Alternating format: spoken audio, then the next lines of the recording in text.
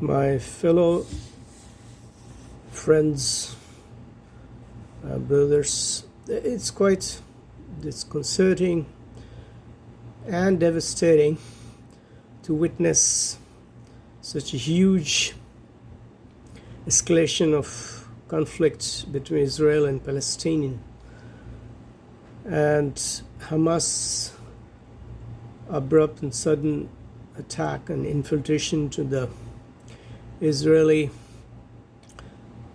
through border and taking hostage situations, and also unprecedented in its historic memory, unprecedented, concerted, and a bit of organized attempt at letting the world know that this subjugation and the injustice and unfair treatment of Palestinians who are virtually living in a big prison. And it's if there is a hell on earth, it's Palestine. It's a hell on earth. Obviously, this provocation has resulted in a full-scale, non-stop bombardment in Gaza. Israel amasses around 100,000 troops for Hamas war. Yesterday, it has, went out an all-out war against and declared that they are at war. No more any peace initiatives. And emboldened by the U.S. as one of the greatest allies, which is giving an unconditional support and unwavering, unflinching, tacit support, I would say. It's not a legal or legitimate support, because they have been rallying behind Israelis' occupation, and that's how Israel has come to occupy almost the whole of Gaza, and nothing is left much of what it used to be, except settlements are settlements, and is encroaching upon and indenting into.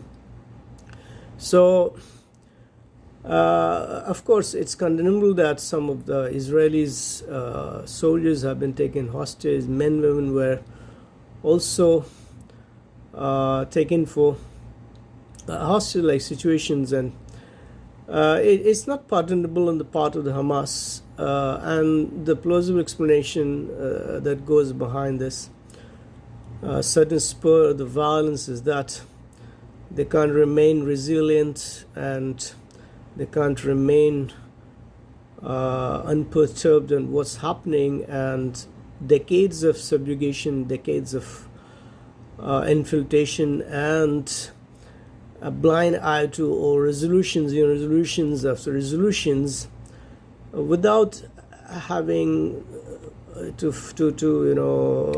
accomplish any ground results in the form of a permanent two-state solutions. Or so, and UN Security Council is still meeting. It has been meeting. It has has so many resolutions.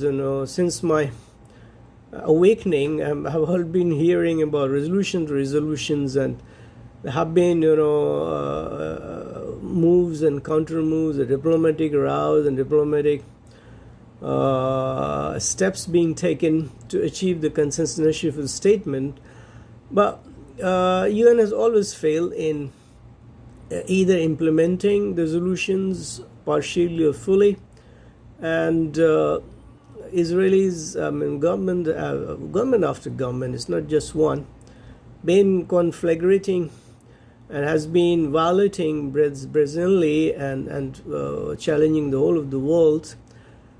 In spite of the abstentions and naysayers in the UN resolutions, assemblies, and also veto powers. And it is unfortunate that this conflict has been allowed to simmer and pester for so long without having to achieve any amicable solutions.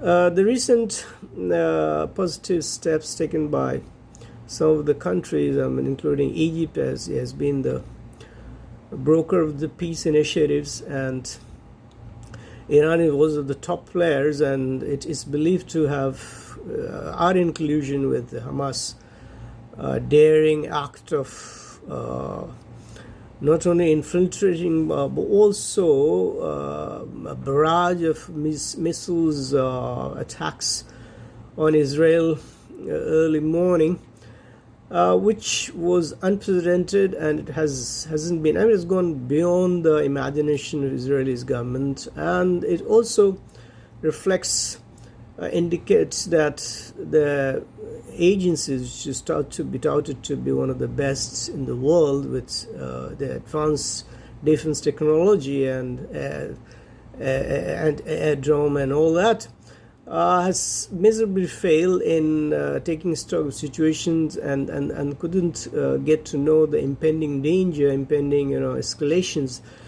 And now Netanyahu has vowed to push for an all-time solutions through almost annihilation of the land, because that's a small ghetto-like jailed country with all the population heavily concentrated and densely with the densest population in the world, because they are being almost encroached upon on a daily basis, and new settlements, and there is a clear-cut wall and partition, and so U.S. stance hasn't been very encouraging, and it sides with and pushes for a harsh condemnations of Hamas, but fails to cater to the dire need of the crying and the seething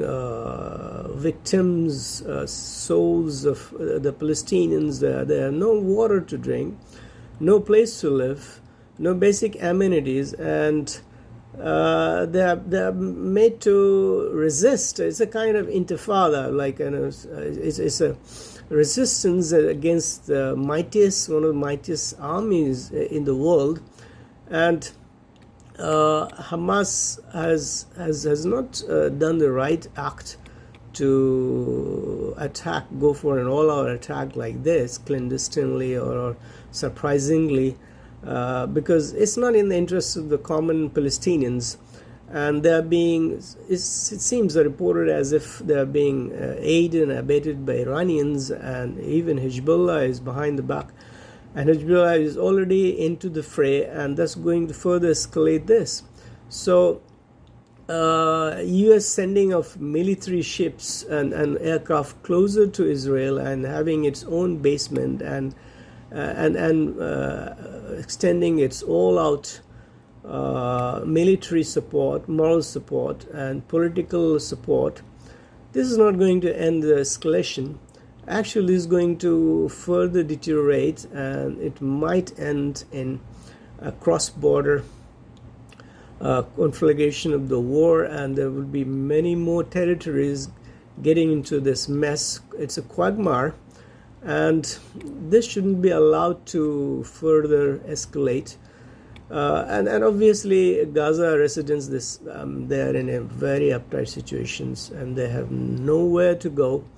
They are already cordoned off, already in a secluded places, and bombing has been continuing since yesterday, killing hundreds and hundreds of them, and demolishing buildings after building in the name of those headquarters being used by Hamas leaders. Many of the Hamas leaders also been killed. Nobody can really condone Hamas for this daring and bold act of it's not an act of chivalry per se, because it could be a defensive move, but provoking one of the neighbors, and without resorting to peaceful solutions in the long term, is not going to bring about any welcome changes. So there's nothing surprising that Hamas has been termed as a terrorist organization in the eyes of the Westerners, and they are to be blamed. So we need to find an amicable solutions by the UN at the earliest.